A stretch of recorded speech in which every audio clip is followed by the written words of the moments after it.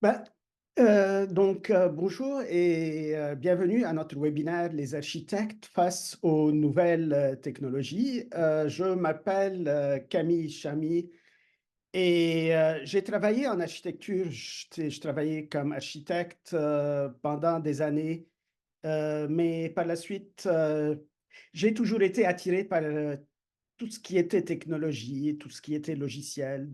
J'ai fait la transition vers la consultation et on essaye de diriger nos clients vers des solutions innovatrices. Euh, Si on regarde notre clientèle, elle varie de gros bureaux qui font 90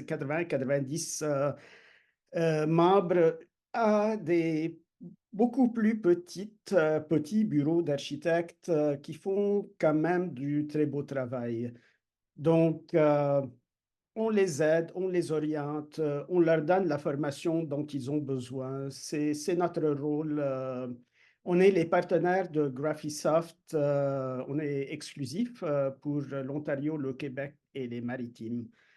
Bienvenue à ce webinaire à nouveau. Notre agenda, on va parler, ça va de soi, de l'importance de la technologie aujourd'hui, les défis que l'architecte pourrait avoir, les tendances, disons là où l'effort est en train de se concentrer aujourd'hui en 2024.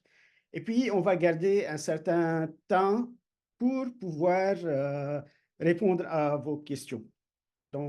Sans attente, regardons un peu euh, la première chose que je voudrais parler, c'est que la compétitivité est désormais reliée aux nouvelles technologies. On ne peut pas les contourner. Si un bureau veut rester en bonne santé et gagner plus en projet, il doit augmenter sa profitabilité, gagner en efficacité, comme quoi pouvoir livrer d'une manière assez ponctuelle et aussi de pouvoir attirer les nouveaux talents. Euh, et pour pouvoir faire tout ce qui est crucial pour le succès, tout cela est relié à son écosystème technologique. Et je ne parle pas juste de d'un petit logiciel, disons, on utilise ce logiciel, au revoir. Non, il faut que tous les logiciels fonctionnent bien ensemble, qu'il y ait une belle interaction, qu'ils se complémentent, euh, qu'il n'y ait pas de redondance entre un logiciel et un autre, mais aussi que tous les membres de l'équipe puissent remplir leur plein potentiel quand ça vient à l'utilisation de ces logiciels. Donc, on peut pas, euh, on peut pas contourner la technologie. Maintenant, je suis sûr que vous, euh, ceux qui sont en train d'assister à ce webinaire, ils ne seraient pas là si vous n'étiez pas d'accord avec ce que je viens de dire. Mais qu'est-ce qu'il y a de bien à vos collègues? Est-ce qu'ils sont d'accord avec ça? Ils doivent y penser. Donc, personnellement, moi, j'ai commencé, et je voudrais pas comme divulguer mon âge, mais quand même, quand j'ai commencé à l'école et dans les premiers bureaux dans lesquels j'ai travaillé, c'était le dessin manuel. Et même ma table n'était pas aussi fancy que ça. Puis, à un certain moment, et la CAO a fait son apparence, eh ben, ça a commencé dans les années peut-être 70, mais moi, j'ai vu AutoCAD 2.5 en 1987. C'était en DOS, pour ceux qui se rappellent de ça. Puis, par la suite, on s'est retrouvé avec le BIM. Le BIM a commencé en 1982 avec nos partenaires Archicad, juste pour le dire. Mais comme vous voyez ici, c'était un peu rudimentaire, euh, surtout à cause des ordinateurs sur lesquels on travaillait. Le muscle n'y était pas. Euh, mais ça a évolué énormément. Et à chaque année, il y a de nouvelles fonctionnalités qui adhèrent, de nouveaux domaines à explorer là-dedans pour qu'on puisse faire cette sorte de projet assez complexe. Il faut dire que les projets ont augmenté en complexité. Euh, les clients demandent plus et pour pouvoir faire ce que les autres pratiques architecturales sont en train de faire, il faut il faut donner plus. Les livrables sont plus. Au fond, il y a eu comme une enquête, un sondage qui a été fait en 2023 et la majorité, disons environ 2 tiers des répondants en architecture pensent que les projets sont devenus plus complexes. Dans le temps, c'était juste un logiciel qui devait faire les coupes, les plans et tout ça. Puis le reste était un peu manuel. Mais aujourd'hui, tout d'abord, la visualisation est devenue très importante. Comment on peut communiquer nos idées? Et ce n'est pas juste une toute petite perspective. Il faut donner une meilleure expérience à nos clients. Il faut créer un environnement de collaboration, que ce soit à l'interne, mais aussi à l'externe, parce que, parlons un peu, les logiciels nous permettent de faire la détection des conflits. Je reviens sur l'environnement des données. Il faut coordonner avec la structure et la mécanique. Le développement durable est devenu aussi assez important. La conception paramétrique que les étudiants qui sortaient de l'architecture ont amené au bureau, et puis la gestion des projets. Tout ça doit être, c'est ça, quand je parle d'écosystème, tout ça doit bien fonctionner ensemble. Il y a eu une étude de marché et au niveau de la conception des projets, comme j'ai mentionné un peu plus tôt, la communication constitue le défi principal. On parle un peu de la communication avec le client, parce que une mauvaise communication, si le client ne comprend pas votre projet, il va y avoir des changements. Et parfois, au-delà des points, quand le projet est quand même assez avancé, il va y avoir des problèmes si la communication ne se fait pas bien avec l'entrepreneur. Il va y avoir des problèmes au niveau du site. Il y a aussi les consultants. S'ils ne comprennent pas, on peut se retrouver avec des conflits. Donc, premier point à regarder, c'est la communication. Euh, nous, ils ont nos partenaires chez Graphisoft. Je suis sûr qu'il y a d'autres produits similaires à ça, mais on a une plateforme qui fonctionne, que ce soit sur téléphone ou sur iPad, tablette ou sur ordinateur, mais qui permet d'explorer le projet. Et ça, c'est très important quand le client est là, en train d'explorer son projet. Il va pouvoir regarder le 2D et le 3D et pouvoir bien marier les deux ensemble. Donc, c'est ça l'important. Quand je travaillais en architecture, je réalisais que les clients ne comprenaient pas les plans. Ils n'ont pas une bonne dimension de ce que le plan, de quoi le plan consiste. Pouvoir superposer le 2D avec le 3D le laisse mieux comprendre et prendre ses décisions beaucoup plus rapidement. Euh, BIMX, que je viens de montrer aussi, existe avec la nouvelle Apple Vision Pro. Et c'est une plateforme de réalité virtuelle, de réalité augmentée. Donc, quand le client met ses lunettes et regarde le projet d'une manière immersive, il peut vous voir vous pouvez voir ce qu'il est en train de visionner et vous allez pouvoir mieux expliquer votre projet. Et il va pouvoir lui-même, de son côté, mieux comprendre ce que vous êtes en train de lui expliquer. Donc aussi, la réalité augmentée est un incontournable aujourd'hui. Peut-être pas aujourd'hui, mais ça va être un incontournable dans les années qui viennent.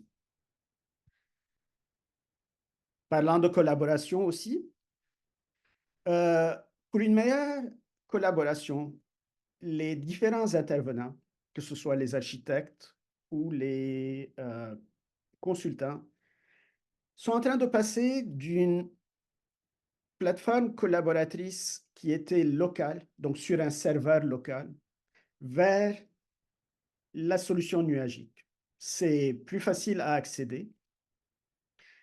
Ça facilite comment donner les privilèges au niveau de la sécurité pour les consultants, mais aussi ça facilite le télétravail qui est de plus en plus répandu.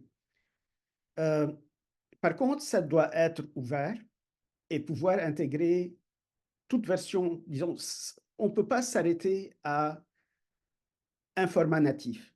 Il devrait avoir quand même pouvoir collaborer avec différents types de formats. C'est la raison pour laquelle on conseille d'éviter de collaborer dans un format natif et d'aller plutôt vers le BIM ouvert ou OpenBIM. OpenBIM est préparé par une compagnie à but non lucratif. Donc, il n'y a pas de gain pour eux de fermer les portes. Et à part le fait que c'est plus inclusif, donc c'est pas tout le monde qui est obligé de travailler dans un seul logiciel, c'est plus inclusif, euh, c'est meilleur pour archiver un projet. 10 ans n'est rien quand ça vient à un projet. Vous êtes en train de commencer votre projet aujourd'hui, le temps qu'il soit construit, le temps qu'il soit exploité par le propriétaire, on est bientôt 10 ans. Et donc, ouvrir une maquette qui a 10 ans d'âge en format natif peut être difficile, alors que si c'est fait en version IFC, qu'elle ait 10 ans, 15 ans, 20 ans d'âge, ça va toujours, vous allez toujours être capable d'y accéder. Donc, c'est ça, le BIM ouvert ou OpenBIM va donner plus d'inclusivité et amener plus de monde à travailler ensemble. Parlons un peu des tendances et des enjeux en 2024. Donc, il y a eu comme aussi un survey et il y a les éléments, les tendances les plus fortes, là où les phares se mêlent beaucoup plus au niveau de la recherche, au niveau de la technologie, bien sûr, c'est tout d'abord l'intelligence artificielle, et c'est une révolution. On en parlera plus longuement. La construction durable, le jumeau numérique, on va parler de tout ça. La collaboration améliorée et l'interopérabilité, on a un peu discuté de ces deux points. Donc, je vais commencer par l'intelligence artificielle. Si on regarde ça un peu, si on demande justement à ChatGPT, c'est quoi la définition? De quoi s'agit l'intelligence artificielle? Il va vous dire, c'est un système informatique capable d'effectuer des tâches complexes qui, dans le temps, ce n'était que les humains qui pouvaient l'accomplir. Euh, Tous les jours, aujourd'hui, on utilise assez souvent ChatGPT. Moi, je l'utilise comme 4-5 fois par jour. Même chose pour Google Translate. Euh, J'obtiens beaucoup de documents en anglais et je devrais les traduire. Mais aussi, il y a Tesla. Ça, c'est des exemples. Mais est-ce que j'aimerais bien questionner moi-même le fait que l'intelligence artificielle doit pouvoir raisonner comme un humain. Est-ce le cas? Ce n'est pas le cas pour le moment. Est-ce que ça va être le cas dans 10 ans? Peut-être, mais on n'y est pas encore. Comment ça se fait? Et ça, il y a plusieurs versions de l'intelligence artificielle. Moi, je parle un peu pour l'architecte, dans la majorité des cas. On fait une commande. L'outil d'intelligence artificielle va aller chercher un peu dans le cloud, sur Internet, une réponse. Là où c'est un peu particulier, il fait la synthèse et il vous donne le résultat. Est-ce que cette synthèse est correcte? À vous de juger. Mais aussi, il va prendre ce résultat et le ramener dans sa base de données. Et donc, il faut faire toujours attention quand quand on utilise ChatGPT ou quand on utilise pour l'architecture, on va voir des exemples, de faire attention de ne pas partager des informations confidentielles. Donc, si moi, je dois faire un texte avec CAD Centre, je ne mets pas CAD Centre dedans quand je demande à ChatGPT de me préparer le texte. Donc, vous comprenez, il faut faire attention à cet élément quand on utilise l'intelligence artificielle. Et les avantages sont indéniables et on ne peut pas fermer les yeux sur les gains potentiels que l'intelligence artificielle peut nous donner. Que ce soit au niveau d'améliorer le visuel, de proposer des dizaines d'alternatives, si on veut. Parfois, moi je n'aime pas donner des dizaines de propositions aux clients, mais si on a besoin, on le fait. On gagne beaucoup de vitesse. On peut gagner de la précision. On peut simplifier certains procédés et gagner du temps. Donc, les gains sont évidents, mais il y a comme deux aspects. Il y a l'aspect outil, c'est un outil qu'on peut utiliser. Et il y a certains de ces logiciels. Ces logiciels, pour la majorité, ne sont pas sur votre ordi, mais ils sont nuagiques. Mais il y en a qui aimeraient bien remplacer l'architecte. On va regarder un peu plus. Un que j'aime bien et qui est intégré au logiciel qu'on offre, qui est Archicad, euh, c'est basé sur un logiciel qui s'appelle Stable Diffusion et qui s'intègre dans Archicad. Et ce qui se fait, on crée un petit diagramme masse, on lui donne une commande et automatiquement, il crée un design pour nous. Il ne crée pas une maquette. Tout ce qu'il crée, c'est des projections, c'est des rendus, donc des images. Voici comment ça fonctionne. On ouvre cet outil-là à l'intérieur de notre logiciel et on donne une commande. Et à la suite, et on n'a pas besoin d'être expert en coding. On donne ça comme on parle et tout à coup, on obtient des variations qu'on peut proposer au client. On peut créer pas mal on peut en avoir une dizaine, une quinzaine, etc. Comme vous voyez ici, on peut avoir autant qu'on veut. Euh, et on peut demander à cet outil d'intelligence artificielle d'être précis avec la masse dont on a besoin ou d'être un peu plus loose et être un peu plus créatif. Donc, c'est quand même assez intéressant. Et ce que j'ai bien aimé avec cet outil par rapport à un autre qui s'appelle Midjourney, c'est le fait que si vous lui dites, faites-moi un bâtiment comme Miss Vandero, il ne va pas le faire. Si vous lui dites, donnez-moi un bâtiment en mur rideau, il va le faire. Donc, il protège un peu au niveau des propriétés intellectuelles, contrairement à un autre que j'ai regardé, que je n'ai pas beaucoup aimé, qui s'appelait Midjourney.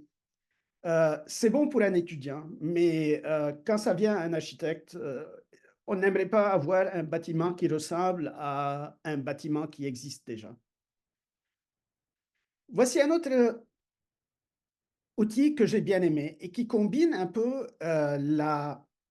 l'intelligence artificielle avec le travail humain. En d'autres termes, c'est une compagnie qui propose une application qu'on met sur une tablette ou un téléphone pour préparer un relevé. Donc, on rentre dans un édifice, on tapisse tout ça avec le téléphone et on obtient le 2D et le 3D qu'on peut intégrer dans Archicad ou Revit. Ils disent qu'ils préparent aussi le tableau des potes, je ne suis pas sûr, mais vous voyez ici une comparaison entre le résultat et ce qui existe ici. Maintenant, la manière dont ça se fait, vous envoyez le fichier qui a été créé, ou même plusieurs fichiers. Si c'est un projet qui est grand, vous pouvez lui donner plusieurs fichiers. Vous pouvez aussi lui donner peut-être une épaisseur de mur, juste pour que ça les aide. Et vous envoyez ça, et de leur côté, ils vous préparent le tel que construit en 24 heures en utilisant l'intelligence artificielle et en ayant l'élément humain qui s'ajoute à ça. Et ça facture dans les 20 sous par pied carré, 20 sous US par pied carré. J'ai bien aimé ce qu'il propose et c'est pour cela que je le montre. Euh, une compagnie québécoise, je ne sais pas s'ils sont à 100% québécois à présent, mais ils l'étaient originalement, New Format. Ils sont en train de plancher sur des outils d'intelligence artificielle. L'un d'eux, ça concerne les courriels. Et comme par exemple, si vous avez un courriel, il peut extraire les tâches à effectuer et par la suite, ça devient assez facile de prendre ces tâches-là et les donner aux différentes personnes qui devraient les accomplir. Euh, une autre, un autre de leurs euh, outils, c'est ils extraient certains mots-clés et ils les attachent à votre maquette numérique. Donc, quand on parle d'immobilier, il va directement dans la maquette numérique, dans immobilier. Quand ça vient, par exemple, au niveau 3, automatiquement, il vous ouvre le niveau 3 quand ça vient à votre maquette numérique. Tout ça n'est pas encore prêt. J'ai parlé avec Carl Veillette. Tout ça n'est pas prêt, mais ça s'en vient. Donc, ça donne une petite entrevue de ce que l'avenir va vous amener. Euh, Voici une autre solution que j'ai trouvée assez importante parce que on se retrouve beaucoup et on me pose cette question assez souvent. J'aimerais bien avoir le, le sofa exact ou la chaise exacte telle que celle que j'aimerais utiliser, mais elle n'existe pas. Elle n'a pas été créée en SketchUp, elle n'a pas été créée en Revit ou en euh, Archicad. Donc, on peut la scanner.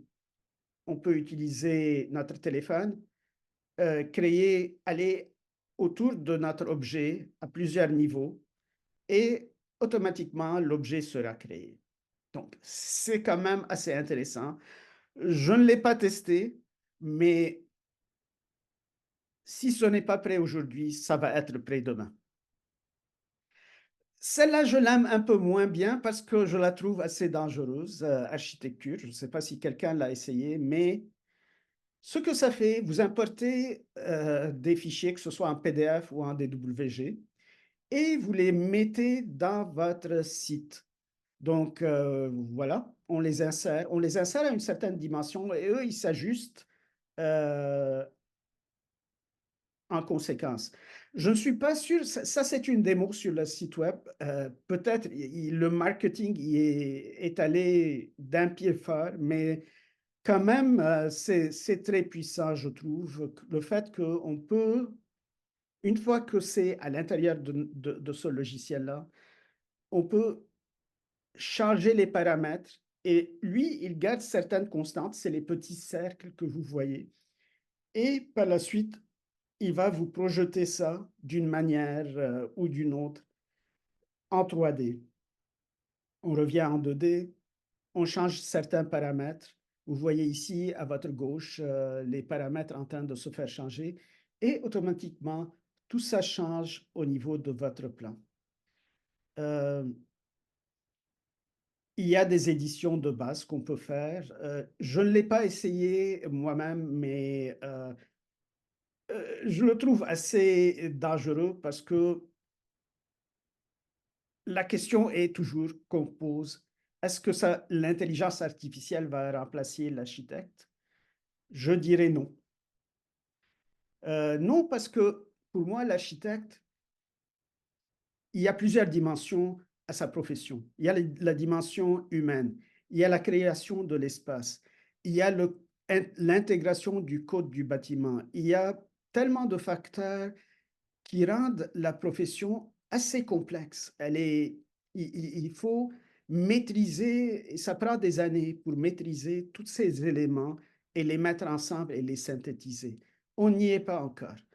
Par contre, ce qui m'inquiète, c'est que j'ai transigé avec des clients qui pensent qu'ils peuvent remplacer l'architecte. Même aujourd'hui, j'ai du monde qui me contacte. J'aimerais bien acheter un logiciel pour que je fasse ma maison.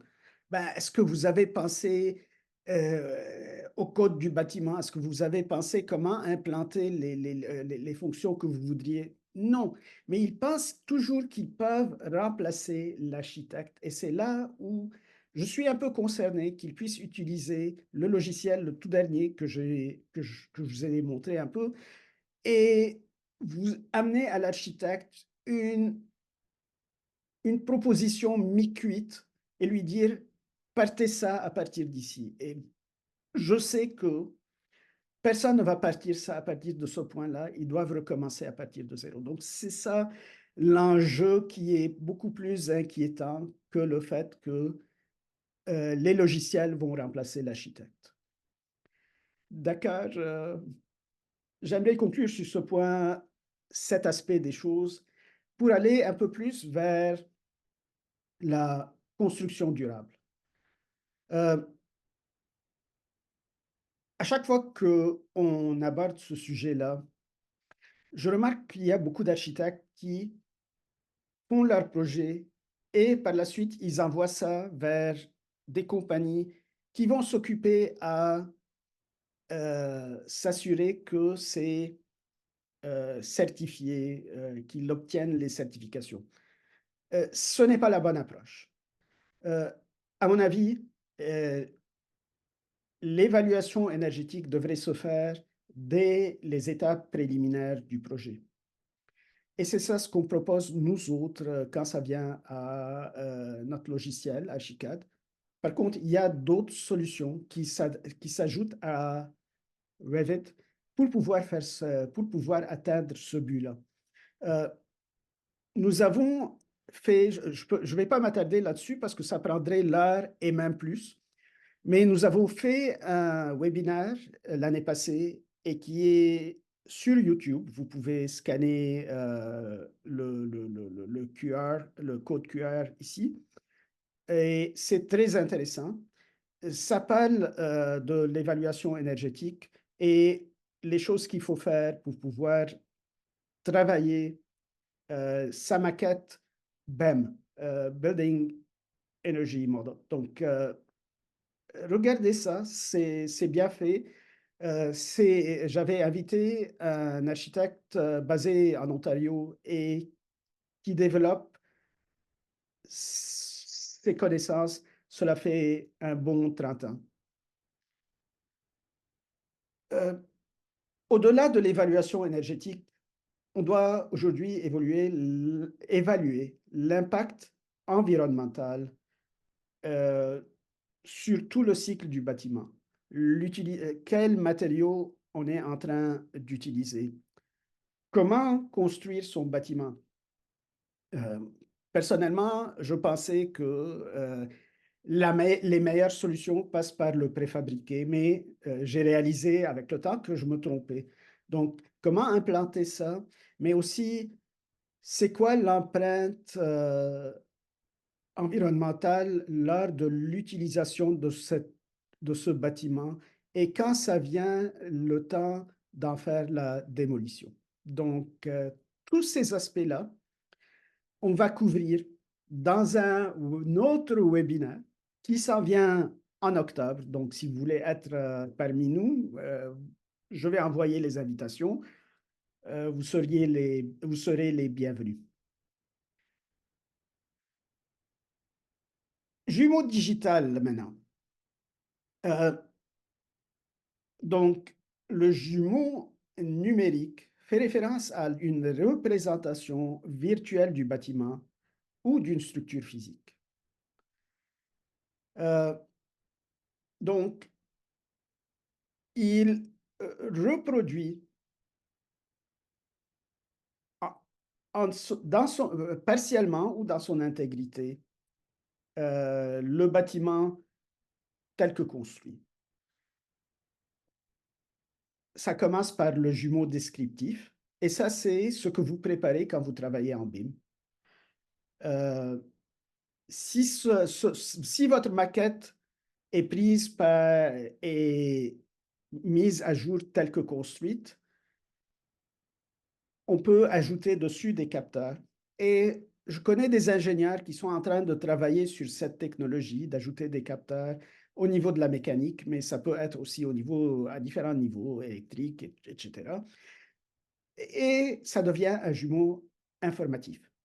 Mais ce que l'avenir nous réserve, c'est une évolution avec l'intégration de l'intelligence artificielle. Et ce jumeau-là est supposé devenir bien plus développé jusqu'au point où ça pourrait prendre des décisions comme la personne qui est en charge de la compagnie, qui prend en charge l'entretien du bâtiment, pourrait recevoir, remplacer ça, faire ceci, changer cela. Cela bien sûr, a un effet très positif au niveau de l'entretien de notre édifice. Euh, mais la question que j'aimerais me poser, est-ce que cela affecte le travail de l'architecte? Est-ce qu'ils sont concernés? Parce qu'à la fin, je parle à des architectes aujourd'hui. Je me dis, pourquoi pas? Euh, Pourquoi ne pas pouvoir proposer à la fin de la construction un tel service?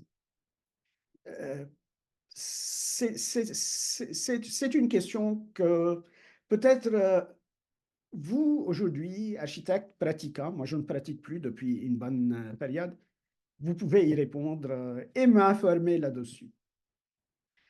Euh, mais au moins, il faut savoir où l'avenir, ce que l'avenir est en train de cacher. Euh, je vais juste passer un petit 2 minutes au niveau des leçons du passé quand ça vient à la technologie. Et de leçons du passé, je veux parler de la transition vers le BIM et ce qu'on a appris et comment projeter ça vers les nouvelles technologies parce qu'avec l'intelligence artificielle, on va avoir plein d'outils qui vont s'en venir. Tout d'abord, il faut garder l'œil vers ce qui est en train de se faire. Euh, et la personne qui s'en occupe, ça ne doit pas être votre TI, ça doit être une personne d'une certaine seniorité au niveau de votre entreprise. Évaluer les gains. Est-ce que cet outil-là va propulser notre pratique vers l'avant. Rechercher de meilleures solutions ou la meilleure solution. Je me disais, pourquoi ça ne prend pas de S ici? Donc, rechercher qu'est-ce qui s'adapte le mieux à vos besoins à vous et pas aux besoins du bureau d'à côté.